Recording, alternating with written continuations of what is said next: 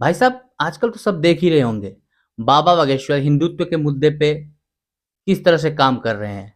वो हिंदुओं को एक करने की कोशिश कर रहे हैं और उसी क्रम में पदयात्रा निकाल रहे हैं। तमाम तरह के लोग भी जुड़ रहे हैं उनसे और पदयात्रा में उनके साथ कदम से कदम मिला के चल रहे हैं। इसी क्रम में बाबा बागेश्वर ने एक बयान दिया कि मंदिर में दलित पुजारी भी होने चाहिए। ठीक है, माना होने चाहिए। हाँ भाई, वो भी इंसान है और हमारी सनातन संस्कृति ऐसा कहती है कि जो भी पढ़ा लिखा हो, जो भी बुद्धिजीवी हो, जिसे शास्त्रार्थ का ज्ञान हो, जिसको रुचि हो, संस्कृत में रुचि हो, वेद पुराण में रुचि हो, भगवान को मानने वाला हो और ज्ञानी हो, तो वो पंडित बन सकता है। ठीक है भाई, आप मंदिर में पुजारी रखो, लेकिन पुजारी बनने की भी एक क्राइटेरिया होनी चाहिए ना, कि जो वेद पुराण और शास्त्रों में निपुण हो, ऐसे लोग ही पुजारी बन सकते हैं। तो भाई आप जो उन मानक पे खरा उतरेगा वही तो ब्राह्मण कहलाएगा। कि तुम दिनों रात ब्राह्मणों को गरियाओगे तो आप ब्राह्मण बन जाओगे, ब्राह्मणों पे अपनी कुंठा निकालोगे तो आप ब्राह्मण तो नहीं बन जाओगे। हाँ, और ऐसे लोग तो कतई नहीं बन सकते हैं ब्राह्मण, जिनके दिलो दिमाग और मस्तिष्क में ब्राह्मणों के प्रति घोर अनर्गल बातें चल रही हैं, भड़ास है। अरे भाई हमने क्या कर दिया ऐसा। अब इसी क्रम में ये शादी देख लो, किस तरह से शादी हो रही है। देखो जरा इस वीडियो को देखो आप। पिता हरिंदर राम, सुपौत्र मच्छू राम, ग्राम कुसर खास, पोस्ट सिरपुर छतवारा, जिला वैशाली, बिहार का निवासी हूँ। मैं पूजा कुमारी, सुपुत्री चंदेश्वर राम, सुपौत्री केशवर राम। वीडियो देख लिया। अब वीडियो को जरा ध्यान से देखो, थोड़ा बैक करके भी देख सकते हो। लड़की के हाथ में संविधान है, ये लोग संविधान को साक्षी मानकर शादी कर रहे हैं। भाई जब ये संविधान को साक्षी मानकर शादी कर रहे हैं, इनके मनोमस्तिष्क में अंबेडकरवाद इस तरह से घर कर गया है कि इनको अंबेडकर के सिवाय कुछ भी नहीं दिखता। तो अगर ऐसे लोगों को मंदिर में भी उठा के आप बैठा दोगे तो वहां पर भी ये संविधान के द्वारा ही शादी करवाएंगे। मंदिर में मंत्रोच्चार नहीं होगा, मंदिर में विवाह पूजा पद्धति के द्वारा पूजा नहीं कराई जाएगी, विवाह नहीं कराई जाएगी। वहां पर भी संविधान दे दिया जाएगा और शादी करा दी जाएगी। और ये कौन सी बात हुई, बताओ आप ही, ये कौन सी बात हुई। अरे हमारी सनातन संस्कृति है, जो धर्म है, वेद है, शास्त्र है, पुराण है, वो भी किस लिए बने हैं।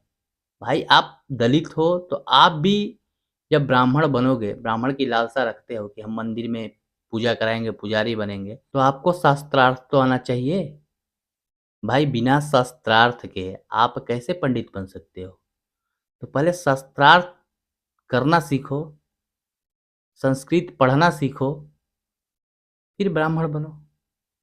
कौन मना करता है। और रही बात छुआछात ऊंच नीच की, तो आजकल कौन मानता है भाई, कोई छुआछूत और ऊंच नीच नहीं मानता है। सब सबके यहाँ आते हैं, सबके यहाँ जाते हैं। अब आप मेरी ही बात ले लो, मेरे मोहल्ले में पासवान बिरादरी के लोग हैं, हम उनके यहाँ भी जाते हैं, आते हैं, वो लोग मेरे घर पे सामान भी लाते हैं। तो बताओ अगर छुआछात होता तो क्या हम ऐसी चीज़ें करते। नहीं, बिल्कुल ही नहीं करते। उनके घर से दूध आता है, वो भी हम पी लेते हैं। तो भाई छुआछात अब नहीं रही, पहले वाली चीज़ें नहीं रही समाज में। और ये जो लोग छुआछात और ऊंच नीच को बढ़ावा दे रहे हैं ना, ये नेता किस्म के लोग हैं और ये लोग केवल अपनी राजनीतिक रोटी सेकने तक ही सीमित हैं, इसके आगे कुछ भी नहीं। भाई मैं आपको एक प्रकरण बता रहा हूँ, ध्यान से सुनिएगा। प्रकरण ऐसा है कि मेरा छोटा भाई, मेरे से बाद वाला भाई, वो पूजा पाठ कराता है, शादी भी कराता है। तो उसके पास एक बार फ़ोन आया, किसी पासवान समाज का फ़ोन था, पंडित जी हमारे यहाँ विवाह कराना है। तो भाई थोड़ा बहुत हिचका कि भाई पासवान के यहाँ ये वो चीज़ें चलने लगी उसके दिमाग में। तो मैंने उससे कहा भाई देख, तू जब ऐसे लोगों के यहाँ नहीं जाएगा, पूजा पाठ नहीं कराएगा, वो लोग भी हिंदू हैं, ऐसे लोगों के पास तो तुम्हें पहले जाना चाहिए, दौड़ के जाना चाहिए। अगर तुम उन लोगों के पास नहीं जाओगे, उनके दिमाग में वही चीज़ें भरेंगी कि ब्राह्मण हमारे पास नहीं आते हैं, हमें छुआछूत करते हैं, हमें नीच समझते हैं, तो वो लोग भी तो हिंदू है भाई, वो लोग तो कट जाएंगे तुम्हारे प्रति। तो सबसे पहले आप किसी और के यहाँ जाओ या ना जाओ, ऐसे लोगों का अगर बुलावा तुम्हारे पास आए और तुम पंडित जी हो, पूजा पाठ कराते हो, शादी ब्याह कराते हो, तो उनके पास पहले जाओ। भाई मेरा बात माना और उनके पास गया। मैं बोला आइंदे से ऐसे लोग अगर तुम्हें बुलाएं तो सबसे पहले जाना। भाई सबसे पहले अपनी सोच को विकसित करो, डेवलप करो। यूँ नहीं कि ब्राह्मणों को गरियाओ, उनको बोलो कि अपनी बेटी का दान दे दो, अपनी बेटी से संबंध बनवा दो।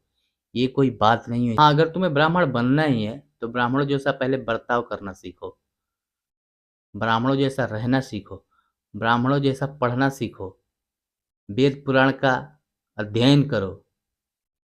ये नहीं कि वेद पुराण को जलाओ, भगवान को, देवी देवताओं को अपमानित करो। ऐसे नहीं चलेगा, समझे?